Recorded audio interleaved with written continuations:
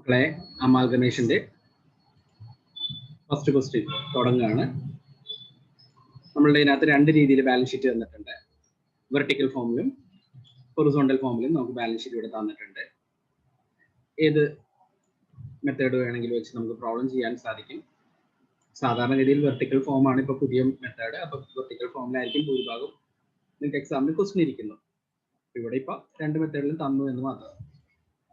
അപ്പോൾ ക്വസ്റ്റ്യൻ്റെ balance sheet കഴിഞ്ഞുള്ള ഭാഗമാണ് നമുക്ക് ആവശ്യമുള്ളൂ. ബാലൻസ് ഷീറ്റ് ഒക്കെ നമുക്ക് പ്രോബ്ലം ചെയ്യുന്ന സമയത്ത് മതി. എന്താണ് ചെയ്യേണ്ടത് എന്നുള്ളത് ലാസ്റ്റ് നമുക്ക് വായിച്ച് നോക്കാം. ഇവിടെ എന്താണ് മക്കളെ പറഞ്ഞേക്കുന്നത്?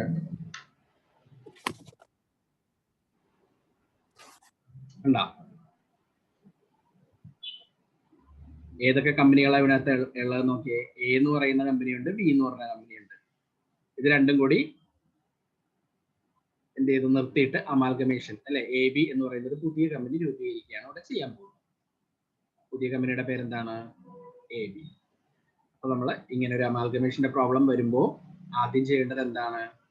എ എന്ന കമ്പനിയുടെ ബുക്സ് ഓഫ് അക്കൗണ്ടുകൾ ക്ലോസ് ചെയ്യുക. പിന്നെയോ ബി എന്ന കമ്പനിയുടെ ബുക്സ് ഓഫ് അക്കൗണ്ട് ക്ലോസ് ചെയ്യുക.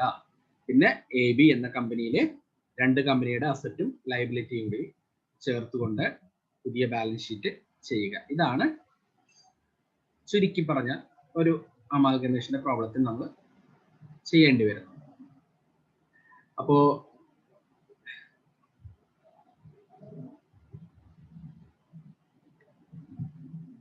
എയുടെ കമ്പനിയുടെ ബുക്സ് ഓഫ് അക്കൗണ്ട് ക്ലോസ് ചെയ്യാൻ വേണ്ടിയിട്ട് ആദ്യം പർച്ചേസ് കൺസിഡറേഷൻ ആണ് കണ്ടുപിടിക്കുന്നത്. അത് കഴിഞ്ഞിട്ടാണ് ബുക്സ് ഓഫ് അക്കൗണ്ട് ക്ലോസ് ചെയ്യുന്നത്. ഈ പ്രോബ്ലത്തിൽ പർച്ചേസ് കൺസിഡറേഷൻ കണ്ടുപിടിക്കേണ്ട ആവശ്യമില്ല. ലംസം പേയ്മെന്റ് മെത്തേഡിൽ ഓൾറെഡി അവർ തന്നെ പറഞ്ഞിട്ടുണ്ടാവും എത്രയൊക്കെയാണ് പർച്ചേസ് കൺസിഡറേഷൻ. എന്താ 3 lakh ആണ് എയുടെ പർച്ചേസ് കൺസിഡറേഷൻ, 3.5 lakh ആണ് ബിയുടെ പർച്ചേസ് കൺസിഡറേഷൻ. അത് വ്യക്തമായിട്ട് ഇവിടെ പറഞ്ഞിട്ടുണ്ട്. അപ്പോൾ നമുക്കിനി അതിനെക്കുറിച്ച് കൂടുതലായിട്ട് ഇനി നോക്കേണ്ട ആവശ്യമില്ല. പിന്നെ ചില അസറ്റുകളുടെ പുതിയ വാല്യൂ തന്നിട്ടുണ്ട്. ഈ പുതിയ വാല്യൂ തരുന്നത് പർച്ചേസ് കൺസിഡറേഷൻ നമ്മൾ കാൽക്കുലേറ്റ് ചെയ്യണമെങ്കിൽ ഈ പുതിയ വാല്യൂ ആവശ്യമാണ്. ഇല്ലെങ്കിൽ പുതിയ കമ്പനിയുടെ ബുക്സ് ഓഫ് അക്കൗണ്ട് ചെയ്യുമ്പോഴേ ഈ പുതിയ വാല്യൂ ആവശ്യമുള്ളൂ. പഴയ കമ്പനി നിർത്താൻ വേണ്ടിയിട്ട് ഒരിക്കലും നമുക്ക് എന്തിന്റെ ആവശ്യമില്ല, പുതിയ വാല്യൂസ് ഒന്നും ആവശ്യം ഇല്ല. അപ്പോൾ ഒരു കമ്പനി നിർത്തുമ്പോൾ ആദ്യം വേണ്ടത് പർച്ചേസ് കൺസിഡറേഷൻ കാൽക്കുലേറ്റ് ചെയ്യലാണ്. അപ്പൊ നമ്മൾ എ എന്ന് പറഞ്ഞ കമ്പനി നിർത്തുവാനാണ് പോകുന്നത്. അപ്പോൾ എ എന്ന കമ്പനിയുടെ ബുക്സ് ഓഫ് അക്കൗണ്ട് ക്ലോസ് ചെയ്യുന്നതിന് മുമ്പ് പർച്ചേസ് കൺസിഡറേഷൻ കണ്ടുപിടിക്കണം. പക്ഷേ ഈ പ്രോബ്ലത്തിൽ ഓൾറെഡി പർച്ചേസ് കൺസിഡറേഷൻ 3 lakh എന്ന് എയുടെ തന്നിട്ടുണ്ട്. അപ്പൊ ആ സ്റ്റെപ്പ് നമുക്ക് കഴിഞ്ഞു. ഇനി എന്താ? ഇനി ബുക്സ് ഓഫ് അക്കൗണ്ട് ക്ലോസ് ചെയ്യണം. അപ്പൊ അതിലൂടെ കുറെ ജേർണലൊക്കെ എഴുതിയിട്ടുണ്ട്. നമ്മൾ ആദ്യം തന്നെ ജേർണലിലൂടെ അല്ല ലെഡ്ജറിലൂടെ നിങ്ങളെ പെട്ടെന്ന് പഠിപ്പിച്ചെടുക്കാം. ജേർണലിലൂടെ ആണെങ്കിൽ നിങ്ങൾ ഇത്രയും ജേർണലൊക്കെ കാണാതെ പഠിക്കേണ്ടി വരും. അതിനേക്കാൾ ഈസി ആയിട്ട് നിങ്ങൾ മനസ്സിലാക്കാൻ വേണ്ടി നേരെ ലെഡ്ജറിലൂടെ നമുക്ക് തുടങ്ങാം. അപ്പോൾ ബുക്സ് ഓഫ് അക്കൗണ്ട് ക്ലോസ് ചെയ്യാൻ വേണ്ടിയിട്ട് ഏറ്റവും പ്രധാനപ്പെട്ട ലെഡ്ജർ എന്ന് പറയുന്നത് റിയലൈസേഷൻ അക്കൗണ്ട് ആണ്. അപ്പൊ എ എന്ന കമ്പനിയുടെ റിയലൈസേഷൻ അക്കൗണ്ട് ആണ് നമ്മൾ ആദ്യം ചെയ്യേണ്ടത്. റിയലൈസേഷൻ അക്കൗണ്ട് എങ്ങനെയാ ചെയ്യണേ നോക്കാം. റിയലൈസേഷൻ അക്കൗണ്ട്, ഇവിടെ റിയലൈസേഷൻ അക്കൗണ്ട് ചെയ്യുമ്പോൾ ഞാൻ റൂള് പറഞ്ഞു തന്നായിരുന്നു. പുതിയ കമ്പനി ടേക്ക് ഓവർ ചെയ്യുന്ന എല്ലാ അസറ്റ്സും ഡെബിറ്റ് സൈഡിൽ എഴുതുക, എല്ലാ ലൈബിലിറ്റിയും ടേക്ക് ഓവർ ചെയ്യുന്ന ലൈബിലിറ്റിയുടെ എല്ലാ ലൈബിലിറ്റി എഴുതൂല. പുതിയ കമ്പനി എടുത്തിട്ട് പോകുന്ന ലൈബിലിറ്റികൾ ക്രെഡിറ്റ് സൈഡിലും റിയലൈസേഷനിൽ എഴുതുക. ഇത് മാത്രം ഇങ്ങനെ ഓർത്ത് വെച്ചാൽ മതി. പുതിയ കമ്പനി ടേക്ക് ഓവർ ചെയ്യുന്ന അസറ്റ്സ് എല്ലാം പഴയ വാല്യൂല്, പുതിയ വാല്യൂ അല്ല കേട്ടോ, പഴയ വാല്യൂല് ഡെബിറ്റ് സൈഡിൽ എഴുതുക. ടേക്ക് ഓവർ ചെയ്യുന്ന ലൈബിലിറ്റി ക്രെഡിറ്റ് സൈഡിൽ എഴുതുക. അപ്പൊ നോക്കിയേ, എ എന്ന കമ്പനിയുടെ ലാൻഡ് ആൻഡ് ബിൽഡിംഗ് എത്രയാണ്? 2 lakh. പിന്നെന്താണ്? Machinery 50,000, stock 1,20,000, debtors 60,000, cash 20,000, creditor 2,20,000. കണ്ടാ മക്കളെ? ക്വസ്റ്റ്യനിൽ പോയി നോക്കിക്കോ നിങ്ങള്. എല്ലാം നിങ്ങൾക്ക് ഇവിടെ കാണാം. ഇതെല്ലാമാണ് അവിടെ എഴുതിയത്. കണ്ടാ? റിയലൈസേഷന്റെ ഡെബിറ്റ് സൈഡിൽ ഇതെല്ലാം അവിടെ എഴുതി. ക്രെഡിറ്റ് സൈഡിലേക്ക് നിങ്ങൾ പ്രത്യേകം ശ്രദ്ധിക്കുക. ഈ ക്രെഡിറ്റർ മാത്രമേ എഴുതുള്ളൂ കേട്ടാ. ഔട്ട്സൈഡർ ലൈബിലിറ്റി മാത്രമേ എഴുതുള്ളൂ. Share ക്യാപിറ്റലും എഴുതില്ല, reserve എഴുതില്ല. കാരണം ഇത് ഓണർ ഫണ്ടാണ്. ഓണറിന്റെ എമൗണ്ടുകൾ എഴുതേണ്ട ആവശ്യം ഇല്ല. നിങ്ങൾ ചോദിക്കും അത് എന്താ എഴുതാത്തതെന്ന്. അത് നമ്മൾ എഴുതും, അത് റിയലൈസേഷനിലേക്കല്ല എഴുതുന്നത്, അത് ഔട്ട്സൈഡർ സെറ്റിൽമെന്റ് ആണ് ചെയ്യുന്നത്. അത് ആ റിയലൈസേഷൻ അക്കൗണ്ടിൽ എഴുതി ക്ലോസ് ചെയ്യാതെ നമ്മൾ എക്സ്ട്രാ ഷെയർ ക്യാപിറ്റൽ അക്കൗണ്ട് ചെയ്തുകൊണ്ടാണ് അത് ഷെയർ ക്യാപിറ്റൽ അക്കൗണ്ട് ക്ലോസ് ചെയ്ത് ഷെയർ ഹോൾഡർ അക്കൗണ്ട് ക്രിയേറ്റ് ചെയ്തിട്ട് അവിടെയാണ് ഈ രണ്ട് ലെഡ്ജറുകളും ക്ലോസ് ചെയ്യുന്നത്. അപ്പൊ ആദ്യം തന്നെ എന്താ ചെയ്യേണ്ടത്? റിയലൈസേഷൻ അക്കൗണ്ടിന്റെ അസറ്റ് എല്ലാം എ എന്ന കമ്പനിയുടെ എല്ലാ അസറ്റും കൊണ്ടുപോയി ഡെബിറ്റ് സൈഡിൽ എഴുതുക. പുതിയ കമ്പനി ടേക്കൺ ഓവർ ചെയ്യുന്ന ലൈബിലിറ്റി ഇവിടെ ക്രെഡിറ്റർ മാത്രമേ എടുക്കുള്ളൂ. അത് നമ്മൾ എപ്പോഴും അങ്ങനെയാണ്, ക്രെഡിറ്റ് സൈഡിലെ ഉള്ള ഔട്ട്സൈഡർ ലൈബിലിറ്റി മാത്രമാണ് ടേക്കൺ ഓവർ ചെയ്യുള്ളൂ. ഇത് ചില പ്രോബ്ലത്തിലൊക്കെ എക്സെപ്ഷൻസ് ഉണ്ട് കേട്ടോ, ചിലത് എടുക്കില്ല എന്നൊക്കെ എടുത്തു പറയും. അപ്പൊ അങ്ങനെ എടുത്തു പറയുന്നതൊന്നും എടുക്കണ്ട, ചിലത് കൃത്യമായിട്ട് എടുക്കുന്നു സ്പെഷ്യൽ ആയിട്ട് പറയും. അപ്പൊ അങ്ങനെയാണെങ്കിൽ അത് എടുക്കാം. ഒന്നും പറഞ്ഞിട്ടില്ലെങ്കിൽ നോർമലി ഈ അസറ്റ് പിന്നെ creditor, long term loan, debenture അങ്ങനെയുള്ള ഐറ്റങ്ങൾ മാത്രമേ പുതിയ കമ്പനി ടേക്കൺ ഓവർ ചെയ്യുള്ളൂ. അപ്പൊ ഇത്രയും വരെ ഓക്കെ ആണല്ലോ. അസറ്റ്സ് എല്ലാം ഡെബിറ്റ് സൈഡിൽ എഴുതി, കണ്ട ഇവിടം വരെ അസറ്റ്സ് എല്ലാം ഡെബിറ്റ് സൈഡിൽ എഴുതി, ടേക്കൺ ഓവർ ചെയ്യുന്ന ലൈബിലിറ്റി എഴുതി. അടുത്തത് എന്താന്ന് ഞാൻ പറഞ്ഞേക്കണത്? പർച്ചേസ് കൺസിഡറേഷൻ ആണ് എഴുതേണ്ടത്. പർച്ചേസ് കൺസിഡറേഷൻ 3 lakh ആണല്ലോ. അത് ആരാണ് തരേണ്ടത്? പുതിയ കമ്പനി അല്ലേ. ആ പുതിയ കമ്പനിയുടെ പേരാണ് ഇവിടെ എഴുതുന്നത്. പുതിയ കമ്പനി തരാനുണ്ട് എന്നാണ് ഇവിടെ എഴുതി വെക്കുന്നത്. കണ്ട, AB limited 3 lakh purchase consideration തരാനുള്ളത് ക്രെഡിറ്റ് സൈഡിൽ എഴുതുക. ഇനി ഈ അക്കൗണ്ട് അങ്ങ് ബാലൻസ് ചെയ്യുക. ബാലൻസ് ചെയ്യുമ്പോൾ ഇവിടെ ഒരു 70,000 നമുക്ക് ബാലൻസ് ഫിഗർ ആയിട്ട് കിട്ടും. ഈ ബാലൻസ് ഫിഗർ ഡെബിറ്റ് വന്നേക്കുന്നുണ്ട്, അതെന്താണ്? പ്രോഫിറ്റ് ആണ്. ഇത്രയേ ഉള്ളൂ പരിപാടി. അങ്ങനെ റിയലൈസേഷൻ അക്കൗണ്ട് കഴിഞ്ഞു. ഈ റിയലൈസേഷൻ അക്കൗണ്ട് കഴിഞ്ഞിട്ട് ഇനി ഈ AB ലിമിറ്റഡ്, ഇതിന്റെ എൻട്രി ഒന്ന് നോക്കിയ മക്കളെ. AB ലിമിറ്റഡ് എന്ന് പറഞ്ഞ എൻട്രി വന്നിട്ടുണ്ടാവുമല്ലോ ഇവിടെ. എന്താണ് ഇവിടെ? ക്രെഡിറ്റ് സൈഡിലല്ലേ AB limited account to realisation. അപ്പൊ അടുത്ത പരിപാടി എന്താ ചെയ്യേണ്ടത്? AB ലിമിറ്റഡ് അക്കൗണ്ട് വരക്കണമല്ലോ. അപ്പൊ AB ലിമിറ്റഡ് വീണ്ടും വരച്ചുകൊണ്ടാ AB ലിമിറ്റഡ് അക്കൗണ്ടില് AB limited account to realisation അല്ലേ. കണ്ട, ടു റിയലൈസേഷൻ 3 lakh. ഇത് ആർക്കാണ് 3 lakh പർച്ചേസ് കൺസിഡറേഷൻ? നമുക്ക് എങ്ങനെയാണ് കിട്ടുന്നത്? ഷെയർ ആയിട്ടാണ് ലഭിക്കുന്നത്. അപ്പൊ എന്താണ് പറയുന്നത്? അടുത്ത എൻട്രി എന്തായിരിക്കും? Shares in AB limited. കണ്ടാ 3 lakhന്റെ ഷെയർ കിട്ടാനുണ്ട് എന്നാക്കി മാറ്റി. അപ്പൊ രണ്ടാമത്തെ എൻട്രി എന്താണ്? Shares in AB limited account to AB limited. ഇനി ആ ഷെയർ നമുക്ക് ആർക്ക് കൊടുക്കാനുള്ളതാണ്? ഇതിന്റെ റിവേഴ്സ് എൻട്രി എന്തായിരിക്കും? Shares in AB limited account to AB limited അല്ലേ. അപ്പൊ ഷെയർസ് ഇൻ AB ലിമിറ്റഡ് കണ്ട, ഇതിന്റെ ലെഡ്ജർ അടുത്തത് വരയ്ക്കും, ഷെയർസ് ഇൻ AB ലിമിറ്റഡ്. അപ്പൊ അതിന്റെ ഡെബിറ്റ് സൈഡിൽ എന്ത് വരും? AB limited. കണ്ട, ഈ പേര് വരും, AB ലിമിറ്റഡ് 3 lakh. എന്നിട്ട് അത് ആർക്ക് കൊടുക്കാൻ അവകാശപ്പെട്ടാണ്? ഈ 3 lakh എയുടെ ഷെയർ ഹോൾഡേഴ്സിനല്ലേ കൊടുക്കാനുള്ളത്. അപ്പൊ നമ്മൾ ഇവിടെ എന്തെന്ന് എഴുതി വെക്കും? ഷെയർ ഹോൾഡേഴ്സിന് കൊടുക്കാനുണ്ടെന്ന് ക്രെഡിറ്റ് സൈഡിൽ എഴുതി വെക്കും. അപ്പൊ ഇത് എപ്പോഴും ഇങ്ങനെ തന്നെ ചാടി പോയിക്കൊണ്ടിരിക്കും കേട്ടോ. എപ്പോഴും പ്രത്യേകം ശ്രദ്ധിക്കുക. എന്താ ചെയ്യേണ്ടത്? പർച്ചേസ് കൺസിഡറേഷൻ AB ലിമിറ്റഡ് എന്ന് പറഞ്ഞ് എഴുതുക നിങ്ങൾ. എന്നിട്ട് അടുത്ത ലെഡ്ജർ എന്താണ്? AB ലിമിറ്റഡ് എന്ന് പറഞ്ഞ് എഴുതിയിട്ട് അതിന്റെ ഡെബിറ്റ് സൈഡിൽ കൊണ്ടുപോയിട്ട് തൊട്ട് മുകളിലത്തെ ലെഡ്ജറിന്റെ പേര് എഴുതുക. എന്താണ്? റിയലൈസേഷൻ. വീണ്ടും അടുത്ത സ്റ്റെപ്പായിട്ട് ഷെയർസ് ഇൻ AB എന്ന് എഴുതുക. എന്നിട്ട് പിന്നെ വരയ്ക്കേണ്ട എന്താണ്? ഷെയർസ് ഇൻ AB വരച്ചിട്ട് അതിൽ കൊണ്ടുപോയിട്ട് അതിന്റെ തൊട്ട് മുകളിലത്തെ പേര് എന്തായിരിക്കും? AB ലിമിറ്റഡ് എന്ന് എഴുതുക.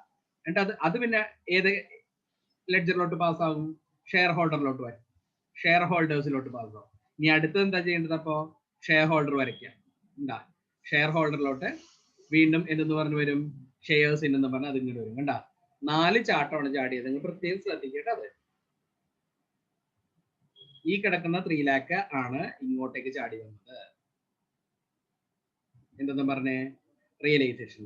എന്നിട്ട് പിന്നെ എന്തെന്ന് എഴുതും? അടുത്തത് ഷെയർസ് ഇൻ AB ലിമിറ്റഡ് എന്ന് പറഞ്ഞ് എഴുതും. എന്നിട്ട് എന്താ ചെയ്യേണ്ടത്? ഷെയർസ് ഇൻ AB ലിമിറ്റഡ് വരച്ചിട്ട് അതിനകത്തേക്ക് ഇപ്പം വീണ്ടും ഇവിടെ നിന്ന് ഇങ്ങോട്ട് ചാടും. അപ്പൊ എന്തെന്ന് പറഞ്ഞായിരിക്കും ഇവിടെ എഴുതി വരുന്നത്? ഷെയർസ് ഇന്നിലെ AB ലിമിറ്റഡ് എന്ന് പറഞ്ഞ് എഴുതി. വീണ്ടും അത് എങ്ങോട്ടേക്കാണ് പാസ് ചെയ്യേണ്ടത്? ഷെയർ ഹോൾഡറിലോട്ട് പാസ് ചെയ്യും. അടുത്ത ലെഡ്ജർ എന്താ വരയ്ക്കുന്നത്? ഷെയർ ഹോൾഡർ വരയ്ക്കും. ഇതാണ് ചാടി ഇങ്ങോട്ട് വരുന്നത്. കണ്ടാ, ഷെയർ ഹോൾഡറിന്റെ പേര്. ഇനി നമ്മൾ ഓർമ്മയുണ്ടല്ലോ, ബാലൻസ് ഷീറ്റിൽ 2 ഐറ്റം എടുത്തിട്ടില്ല എന്നുള്ളത് ഓർമ്മയുണ്ടല്ലോ. ഷെയർ ക്യാപിറ്റലും റിസർവ്സ് ആൻഡ് സർപ്ലസും.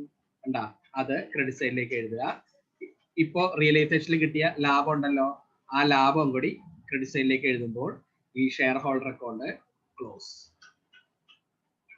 ഇത്രയേ ഉള്ളൂ. ഇതോടുകൂടി AB ലിമിറ്റഡ് A എന്ന കമ്പനി സ്റ്റോപ്പ് ആയി. ഇത്രയേ ഉള്ളൂ പരിപാടി. അപ്പൊ ഇതേ ഫ്ലോയിൽ കേട്ടോ. നിങ്ങൾ കുറെ തവണ ഞാനിപ്പോൾ തരുന്ന വീഡിയോ കുറെ തവണ കേട്ടുകൊണ്ടിരിക്കുക. അപ്പോൾ നിങ്ങൾക്ക് ഏകദേശം ഐഡിയ കിട്ടും. ആദ്യത്തെ ഒരു പ്രോബ്ലം കിട്ടുമ്പോൾ ഒരു കൺഫ്യൂഷൻ ഉണ്ട്. ഈ ചാട്ടം ഒരു കൺഫ്യൂഷൻ ആണ്. പക്ഷെ നമുക്ക് 10-16 പ്രോബ്ലം ഉണ്ട് നമുക്ക് ഇതിനകത്താകെ. എല്ലാത്തിനും സ്റ്റെപ്പ് ഉണ്ട്. അപ്പോൾ അത് കുറച്ച് പ്രാക്ടീസ് ആയി കഴിയുമ്പോഴത്തേക്കും ക്ലിയർ ആയിക്കോളും. ഇനിയാണ് ഇതിന്റെ ലെഡ്ജർ എഴുതണം കേട്ടോ. ലെഡ്ജർ എഴുതാനായിട്ട് ആദ്യത്തെ ലെഡ്ജർ എന്ന് പറയുന്നത് ഇവിടം തൊട്ട് ഇവിടം വരെ അസറ്റ് എഴുതുന്ന എൻട്രി ആണ്. ഈ അസറ്റ്സ് ഒക്കെ എഴുതുന്ന എൻട്രി ആണ് ആദ്യം എഴുതുന്നത്. എന്തായിരിക്കും? Realisation account at 2 land and building, 2 machinery, 2 stock, 2 debtors, 2 cash. ഇതാണ് നമ്മുടെ ഫസ്റ്റ് എൻട്രി. രണ്ടാമത്തെ എൻട്രി ലൈബിലിറ്റി എഴുതുന്ന എൻട്രി. അപ്പൊ ഇവിടെ നിന്നായിരിക്കും എന്താണ് രണ്ടാമത്തെ എൻട്രി? ഇത് ക്രെഡിറ്റർ അക്കൗണ്ട് അറ്റ് റിയലൈസേഷൻ. ഇതാണ് രണ്ടാമത്തെ എൻട്രി. മൂന്നാമത്തെ എൻട്രി പർച്ചേസ് കൺസിഡറേഷന്റെ എന്തായിരിക്കും? AB limited account at realisation. മൂന്നാമത്തെ എൻട്രി. നാലാമത്തെ പ്രോഫിറ്റിന്റെ എൻട്രി. പ്രോഫിറ്റിന്റെ എൻട്രി എന്താണ്? Realisation account at share holder. Then അഞ്ചാമത്തെ എൻട്രി ഈ എൻട്രി ആണ് ഇവിടെ വന്നത്. എന്തായിരിക്കും ഇത്? Shares in AB limited account at AB limited. ആറാമത്തെ എൻട്രി ഇതായിരിക്കും, share holder account at shares in AB limited. ഏഴാമത്തെ എൻട്രി ഇത് റിസർവും ഇതും ഷെയർ ഹോൾഡറിലേക്ക് മാറ്റുന്ന എൻട്രിയാണ്. Share capital account at reserve account at share holder എന്ന് പറഞ്ഞ് ഈ രണ്ട് എൻട്രി എഴുതുക. പ്രോഫിറ്റ് ട്രാൻസ്ഫർ ചെയ്യുന്ന എൻട്രി ഓൾറെഡി നമ്മൾ മുകളിൽ എഴുതിയിട്ടുണ്ട്. ഉണ്ടാ ഈ എഴുതിയ എൻട്രിയുടെ റിവേഴ്സ് എൻട്രി ആണ് താഴെ കിടക്കുന്നത്. അപ്പൊ അതിനകത്ത് പ്രത്യേകിച്ച് ഇനി വേറെ എൻട്രി എഴുതേണ്ട ആവശ്യം ഇല്ല. ഇത്രയും എൻട്രികളാണ് മക്കളെ നമ്മൾ ഇവിടെ എഴുതിയിരിക്കുന്നത്. കണ്ട ഞാൻ പറഞ്ഞ ആദ്യത്തെ എൻട്രി കണ്ട realisation account at 2 land and building, 2 material, 2 machinery, 2 stock, 2 debtors, 2 cash. അടുത്തത് ക്രെഡിറ്റ് അക്കൗണ്ട് അറ്റ് റിയലൈസേഷൻ. പിന്നത്തതാ AB limited account at realisation. പിന്നെ realisation account at share holder, shares in AB account at AB, share capital account at share holder, reserve account at share holder, പിന്നെ share holder account at shares in AB, settlement. ഇത്രയും എൻട്രികളാണ് ചെയ്യുന്നത്. ഇപ്പോൾ നമ്മൾ A എന്ന company stop ചെയ്തു. ഈ same way തന്നെ നമ്മൾ എന്ത് ചെയ്യണം? B എന്ന കമ്പനിയെയും ഇതേപോലെ തന്നെ ഇത്രയും സ്റ്റെപ്പ് തന്നെ B എന്ന കമ്പനിയും ചെയ്യേണ്ടി വരും. അപ്പൊ നമുക്ക് B എന്ന കമ്പനി നിർത്താനായിട്ട് എങ്ങനെയാന്ന് നോക്കാം. B എന്ന കമ്പനി നിർത്തുന്നതിന്റെ എൻട്രികളാണ്. എൻട്രി ഇപ്പൊ പറഞ്ഞ പോലെ നമുക്ക് ലാസ്റ്റ് പറയാം.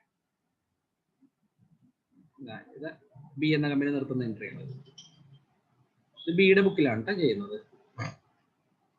B എന്ന കമ്പനി നിർത്താൻ വേണ്ടി വരുന്ന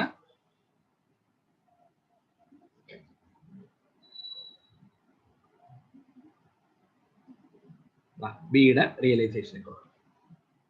അപ്പൊ എന്താ ചെയ്യേണ്ടത്? ബിയുടെ റിയലൈസേഷൻ എഴുതുമ്പോൾ ആദ്യം തന്നെ ബിയുടെ അസറ്റുകളെല്ലാം ഡെബിറ്റ് സൈഡിൽ കൊണ്ടുവന്ന് എഴുതുക. ബിയുടെ ലൈബിലിറ്റി ക്രെഡിറ്റ് സൈഡിൽ എഴുതുക. ബിയുടെ പർച്ചേസ് കൺസിഡറേഷൻ ക്രെഡിറ്റ് സൈഡിൽ എഴുതുക. ബാലൻസ് ചെയ്യുമ്പോൾ ബിയുടെ ലാഭം കിട്ടുക. ഉണ്ടാ ഈസി ആയിട്ട് കഴിയും. എത്രയൊക്കെയാണ്? 2.5, 40,000, 1,30,000, 40,000, 40,000. ഇപ്പുറത്ത് ക്രെഡിറ്റർ 1,80,000. ഇത് എവിടെ നിന്ന് കിട്ടണം മക്കളെ? ക്വസ്റ്റിൽ പോയി നോക്കിയാൽ എവിടെ നിന്ന് കിട്ടും? ക്വസ്റ്റിന്റെ ബാലൻസ് ഷീറ്റ് കണ്ട ബിയുടെ ബാലൻസ് ഷീറ്റ് കിടക്കുന്നുണ്ട്. എല്ലാം അസറ്റൊക്കെ ഡെബിറ്റ് സൈഡിൽ എഴുതി. ലൈബിലിറ്റിയിൽ ഏത് മാത്രമേ ഉള്ളൂ? ക്രെഡിറ്റർ മാത്രം. ഇത് രണ്ടും ഞാൻ പറഞ്ഞില്ലേ വരില്ല. ഇത് ലാസ്റ്റ് നമ്മൾ എന്ത് ചെയ്യുന്നു? ഷെയർ ഹോൾഡർ അക്കൗണ്ടിൽ കൊണ്ടാണ് എഴുതുന്നത്. കഴിഞ്ഞല്ലോ. അടുത്തത് ചാടിയത്. നമ്മൾ നേരത്തെ ചാടിയില്ലേ? ഇതും AB തന്നെ എഴുതാനുള്ളത്. ഇവിടെയും AB തന്നെ എഴുതണത്. AB 3.5 lakh. അത് ചാടിയിട്ട് അടുത്തതിലേക്ക് എന്താ AB വരച്ചിട്ട് അതിനകത്തേക്ക് ചാടൂലേ? സെയിം സ്റ്റെപ്പ് തന്നെ ഉണ്ടാ. ഇവിടെ നിന്ന് വരും റിയലൈസേഷൻ, ഇപ്പുറത്ത് നിന്ന് വരും ഷെയർസ് ഇൻ AB. വീണ്ടും ഈ ഷെയർസ് ഇൻ AB അങ്ങോട്ട് ചാടും, ഇപ്പുറത്തോട്ട് ചാടും. കണ്ടാ ഷെയർസ് ഇൻ AB-ലോട്ട് ഇത് ചാടും. എന്തെന്ന് പറഞ്ഞാണ്? AB എന്ന് പറഞ്ഞാണ് ചാടുന്നത്. വീണ്ടും അത് ആർക്ക് കൊടുക്കാനാണ്? ഷെയർ ഹോൾഡറിലോട്ട്. ഷെയർ ഹോൾഡറിലേക്ക് കൊടുക്കാനുണ്ടെന്ന് എഴുതിയിട്ട് വീണ്ടും അത് എങ്ങനെയൊക്കെ എഴുതും? ഷെയർ ഹോൾഡറിലേക്ക് ഇതാ വരും. ഷെയർ ഹോൾഡറിൽ എന്താ വരുന്നത്? ബാലൻസ് ഷീറ്റിലെ ഷെയർ ക്യാപിറ്റലും റിസർവ് എഴുതി. പിന്നെ ഇപ്പൊ കിട്ടിയ ലാഭം അല്ലേ മക്കളെ? ഇപ്പൊ കിട്ടിയ ലാഭം ഇല്ലേ? ഇതാ ഷെയർ ഹോൾഡർ അക്കൗണ്ട് ബാലൻസ് ചെയ്തപ്പോ കിട്ടിയ ലാഭം ഉണ്ടാ. ഈ ലാഭം കൂടി ഇപ്പുറത്തേക്ക് പാസ് ചെയ്യും. ഈ ലാഭം എങ്ങനെ ക്രെഡിറ്റ് സൈഡിൽ വന്നത്? ഇവിടെ ഡെബിറ്റ് ആയിരുന്നു. ഇവിടെ ഡെബിറ്റ് വന്നതാണ്. എവിടേക്ക് വന്നത്? ഇവിടെ ക്രെഡിറ്റിലേക്ക് വന്നത്. ഉണ്ടാ ഈ ഷെയർ ക്യാപിറ്റൽ റിസർവും ബാലൻസ് ഷീറ്റിന്റെ ലൈബിലിറ്റി സൈഡിലല്ലേ? ബാലൻസ് ഷീറ്റിന്റെ ലൈബിലിറ്റി സൈഡിൽ കിടക്കുന്നതൊക്കെ റൈറ്റ് സൈഡിലേക്കാണ് വരേണ്ടത്, ക്രെഡിറ്റ് സൈഡിലേക്ക്. കാരണം എന്താ? നിങ്ങൾ നോക്കിയേ, റിയലൈസേഷനിലേക്ക് എഴുതിയപ്പോഴും നിങ്ങൾ ക്രെഡിറ്റർ ലൈബിലിറ്റി അല്ലേ, അത് ക്രെഡിറ്റ് സൈഡിലോട്ടല്ലേ എഴുതിയത്. അപ്പൊ അതുപോലെ ഷെയർ ക്യാപിറ്റലും റിസർവും ലൈബിലിറ്റി ആയതുകൊണ്ട് ക്രെഡിറ്റ് സൈഡിലേക്ക്, അസറ്റ് എല്ലാം ഡെബിറ്റ് സൈഡിലോട്ടും ലൈബിലിറ്റി എല്ലാം ക്രെഡിറ്റ് സൈഡിലോട്ടുമാണ് ക്ലോസ് ചെയ്യാനായിട്ട് എഴുതേണ്ടത്. അത് ഏതൊക്കെ അക്കൗണ്ട് ആണോ അതാത് അക്കൗണ്ടിലോട്ട് എഴുതണമെന്ന് മാത്രമേ ഉള്ളൂ. ഇതോടുകൂടി ഷെയർ ഹോൾഡർ അക്കൗണ്ടും ക്ലോസ് ആയി. ഇനി നേരത്തെ പറഞ്ഞ പോലെ ഒന്നാമത്തെ എൻട്രി അസറ്റുകൾ ട്രാൻസ്ഫർ ചെയ്യുന്ന എൻട്രി, ലൈബിലിറ്റി ട്രാൻസ്ഫർ ചെയ്യുന്ന എൻട്രി രണ്ടാമത്തത്, മൂന്നാമത്തത് പർച്ചേസ് കൺസിഡറേഷൻ എഴുതുന്ന എൻട്രി, നാലാമത്തത് പ്രോഫിറ്റ് എഴുതുന്ന എൻട്രി, അഞ്ചാമത്തെ ചാടുന്ന എൻട്രികൾ അല്ലേ. അഞ്ചാമത്തെ ചാടുന്ന എൻട്രി നമ്മൾ ഇവിടെ ഒരു ചാടുന്ന എൻട്രി ഉണ്ട്, ആറാമത്തെ ഇവിടെ ഒരെണ്ണം ചാടുന്ന എൻട്രി ഉണ്ട്, ഏഴാമത്തത് ക്യാപിറ്റലും റിസർവും കൂടി ചാടുന്ന എൻട്രി ചെയ്തിട്ടുണ്ട്. അത്രയേ ഉള്ളൂ. ഇത്രയും എൻട്രി എഴുതുന്നതോടുകൂടി ഈ ബുക്സ് ഓഫ് അക്കൗണ്ടും ക്ലോസ് ആവും. ലെഡ്ജർ നോക്കി നോക്കട്ടെ. Realisation account at to land, machinery, stock, debtor, cash. പിന്നെന്താണ് creditor, creditor account at to realisation. അടുത്ത എൻട്രി എന്താ, ഇത് പർച്ചേസ് കൺസിഡറേഷൻ സെറ്റിൽമെന്റിന്റെ എൻട്രി. പിന്നെ റിയലൈസേഷന് ഷെയർ ഹോൾഡേഴ്സിന്റെ പ്രോഫിറ്റ് ട്രാൻസ്ഫർ ചെയ്യുന്ന എൻട്രി, ഷെയർ കൊടുക്കുന്ന എൻട്രി, അത് ഷെയർ ക്യാപിറ്റലിലേക്ക് ഷെയർ ഹോൾഡറിലോട്ട് ഷെയർ ക്യാപിറ്റൽ ക്ലോസ് ചെയ്യുന്നു, റിസർവ് എടുത്തിട്ട് ഷെയർ ഹോൾഡറിലേക്ക് ക്ലോസ് ചെയ്യുന്നു, അവസാനം ഷെയർ ഹോൾഡറിനെ ഷെയർ കൊടുത്തുകൊണ്ട് ബുക്സ് ഓഫ് അക്കൗണ്ട് ഫുള്ളും ക്ലോസ് ആകുന്നു. ഇതാണ് ഫ്ലോ. അപ്പോൾ എ എന്ന കമ്പനി നമ്മൾ നിർത്തിക്കഴിഞ്ഞു, ബി എന്ന കമ്പനി നിർത്തിക്കഴിഞ്ഞു. ഇനിയാണ് പുതിയ കമ്പനി. പുതിയ കമ്പനി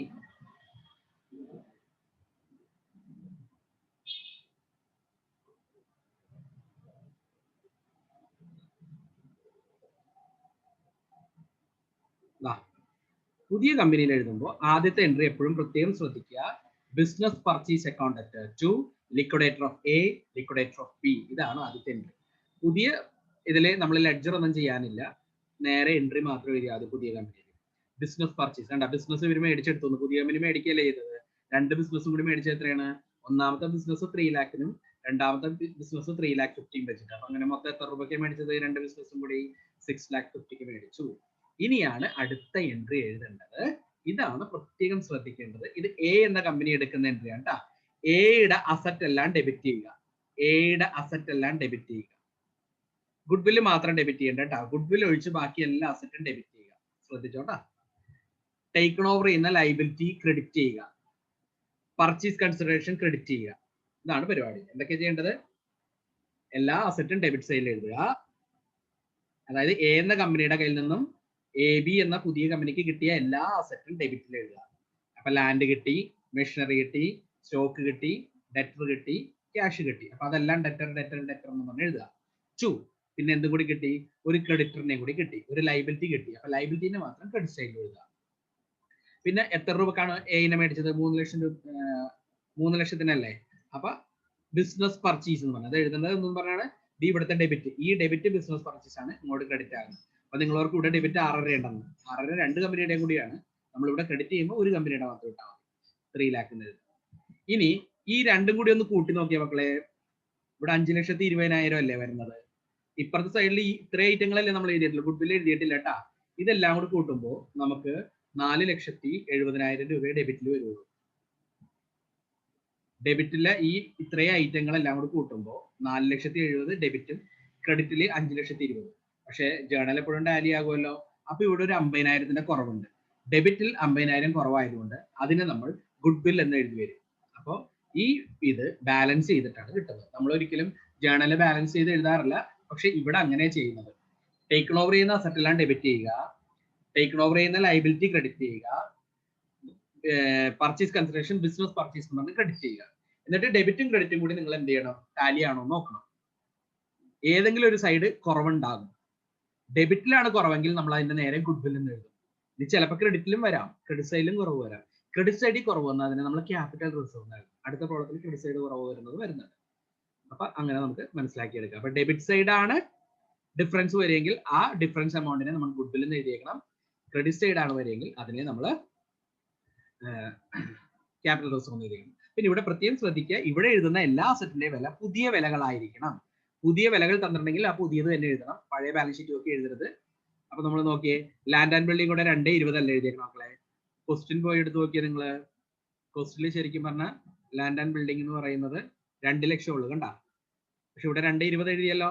അതിന്റെ കാരണം എന്താന്ന് പറഞ്ഞാൽ നിങ്ങൾ നോക്കിക്കോ, ക്വസ്റ്റ്യന്റെ ബാക്കി കണ്ടിന്യൂവേഷൻ ആയിട്ട് ലാസ്റ്റ് പറയുന്നുണ്ട് കണ്ട.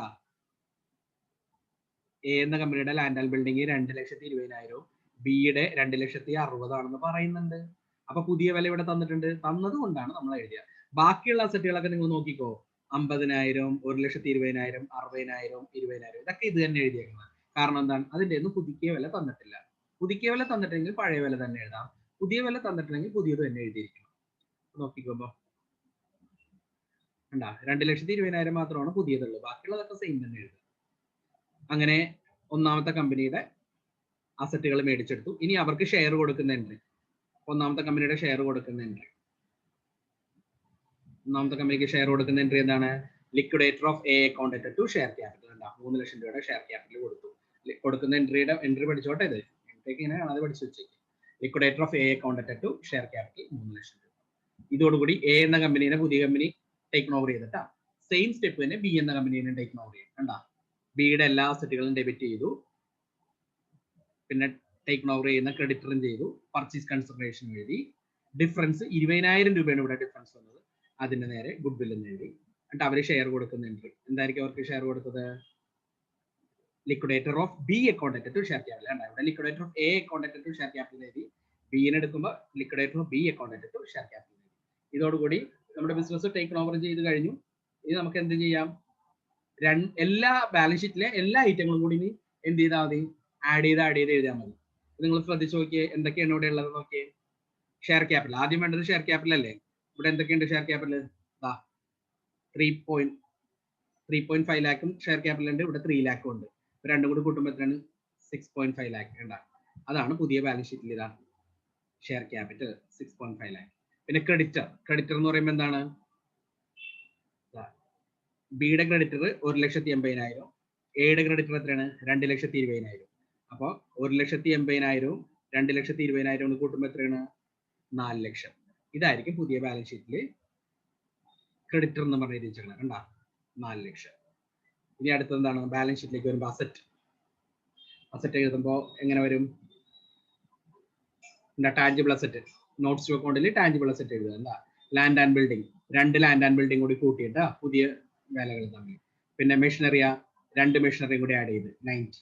ലാൻഡ് ആൻഡ് ബിൽഡിംഗ് മെഷീനറി കൂടി കൂട്ടുമ്പോൾ ടാഞ്ചിബിൾ അസറ്റ് എത്രയാണ്? 5,70,000. ഇതായിരിക്കും ടാഞ്ചിബിൾ അസറ്റ് എന്ന് പറഞ്ഞ് കാണിക്കുന്നത്. 5,70,000. നോട്ട്സ് ടു അക്കൗണ്ട് ചെയ്യണം കേട്ടോ.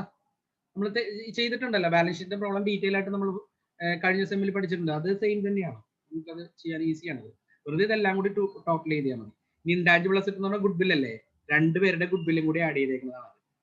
ഗുഡ് ബിൽ എന്ന് പറഞ്ഞാൽ എ എന്ന കമ്പനി ടേക്ക് ഓവർ ചെയ്തപ്പോൾ കിട്ടിയ ഗുഡ് ബില്ല്, ബി എന്ന കമ്പനിയുടെ ഗുഡ് ബില്ല് അല്ലേ? എക്ക് 50ഉം ബിക്ക് 20ഉം കിട്ടിയില്ലേ? അത് രണ്ടും കൂടി കൂട്ടുമ്പോഴാണ് 70 ആയത്. ഗുഡ് ബില്ല് 70 എഴുതി. പിന്നെ അടുത്തത് ഇൻവെന്ററി, 2 കമ്പനിയുടെയും കൂടി സ്റ്റോക്ക് കൂട്ടിയതാണ്. ട്രേഡ് റിസീവബിൾ, 2ന്റെയും കൂടി ബിൽ റിസീവബിൾ കൂട്ടിയതാണ്. ഇത് 2ന്റെയും കൂടി ക്യാഷ് കൂട്ടിയതാണ്. അതോടുകൂടി ബാലൻസ് ഷീറ്റ് എന്താണ്? 10,50,000 ടാലി ആകുകയും ചെയ്യും. ഇത്രയേ ഉള്ളൂ. ഇത് നിങ്ങൾ ഈ വീഡിയോ സ്റ്റെപ്പുകളാണ് ഇതിനകത്ത് വളരെ കൺഫ്യൂസിങ് ആയിട്ടുള്ള ഒരു കാര്യങ്ങളൊന്നുമില്ല, വളരെ ഈസി ആയിട്ടുള്ള കാര്യങ്ങളാണ്. പക്ഷെ ഒത്തിരി സ്റ്റെപ്പുകൾ നമ്മൾ ചെയ്യുന്നുണ്ട്, ഒരുപാട് കാര്യങ്ങൾ നമ്മൾ ഇതിനകത്ത് ചെയ്യുന്നുണ്ട്. അപ്പൊ ഈ ചെയ്യുന്ന കാര്യങ്ങളെല്ലാം കൂടി ഈ ഓർത്തു വെക്കാൻ കുറച്ച് ബുദ്ധിമുട്ടാണ്. അതിന് ഞാനിപ്പോ ഈ വീഡിയോ നിങ്ങൾക്ക് നൽകുന്നത് അതിനാണ്. ഒരുപാട് തവണ ഇതിനകത്ത് നിങ്ങൾക്ക് എത്ര തവണ കേൾക്കാൻ പറ്റുമോ അത്രയും തവണ നിങ്ങൾ കേൾക്കുക. അപ്പൊ ഞാനിപ്പോ പറയുന്നത് ഭയങ്കര സ്ലോയിലായിരിക്കും പറയുന്നത്. നിങ്ങൾക്ക് ഇത് ലാപ്ടോപ്പിലേക്ക് ഒക്കെ ഇട്ട് കഴിഞ്ഞാൽ ഇതിന്റെ സ്പീഡ് അഡ്ജസ്റ്റ് ചെയ്യാൻ പറ്റും, ഫാസ്റ്റ് സ്പീഡിൽ ഇടാൻ പറ്റും. അപ്പൊ അങ്ങനെയാണെങ്കിൽ ഞാൻ പറയുന്ന കുറച്ചും കൂടി ഫാസ്റ്റ്ലി നിങ്ങൾക്ക് കേൾക്കാൻ പറ്റും, സ്പീഡിൽ പറയുന്ന പോലെ കേൾക്കാം. ഇപ്പൊ ഞാൻ പഠിപ്പിക്കുന്ന സമയത്ത് എനിക്ക് സ്ലോയിലല്ലേ പറയാൻ പറ്റുമോ? അപ്പൊ ഫാസ്റ്റിലായിട്ട് നിങ്ങൾ ഇട്ട് കൊടുക്കുമ്പോൾ ഗുണം എന്ന് പറയുന്ന അധികം സമയം വേണ്ട, പെട്ടെന്ന് തന്നെ നമ്മുടെ ഇത് മുഴുവൻ നിങ്ങൾക്ക് കേൾക്കാൻ പറ്റും. അപ്പൊ ഞാനിങ്ങനെ പതുക്കെ അവിടെ നിന്ന് എടുത്ത് ഇവിടെ നിന്നൊക്കെ എടുക്കുന്ന കാണിക്കുമ്പോൾ കുറെ സമയം അതിനകത്ത് എന്ത് ചെയ്യുന്നുണ്ട്, അരമണിക്കൂർ കൊണ്ട് നമ്മളൊരു പ്രോബ്ലം. ഇത് നിങ്ങൾ ഫാസ്റ്റ് സ്പീഡിട്ട് നിങ്ങൾ കാണുകയാണെങ്കിൽ നിങ്ങൾക്ക് അത് പെട്ടെന്ന് തന്നെ ഒരു 20 മിനിറ്റ് കൊണ്ടൊക്കെ തന്നെ ഇത് ഫുള്ള് കാണാൻ പറ്റും.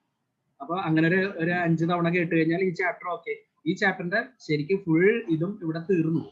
ഇനി ഇതിനകത്ത് കുറച്ച് അഡ്ജസ്റ്റ്മെന്റ്സ് കൂടി ചേർത്ത് കഴിഞ്ഞാൽ ഈ ചാപ്റ്റർ ഫുള്ളാവും.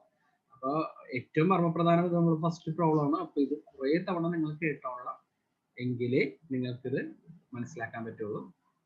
അപ്പോൾ ഇനിയുള്ള എല്ലാം അമാൽഗമേഷൻ ആണ്, അബ്സോർപ്ഷൻ ആണെങ്കിലും എക്സ്റ്റേണൽ റീകൺസ്ട്രക്ഷൻ ആണെങ്കിലും ഒക്കെ സ്റ്റെപ്പുകളെല്ലാം ഇത് തന്നെയാണ്. ഇനി ഞങ്ങളോട് നമ്മളുടെ ഒരു 20 പ്രോബ്ലം ഉണ്ടെന്ന് തോന്നുന്നു നമ്മുടെ ടെക്സ്റ്റിൽ. ഈ 20ഉം ഇങ്ങനെ തന്നെയാണ് ചെയ്യുന്നത്. നിങ്ങളെല്ലാവരും ചെയ്ത് പഠിക്കണം.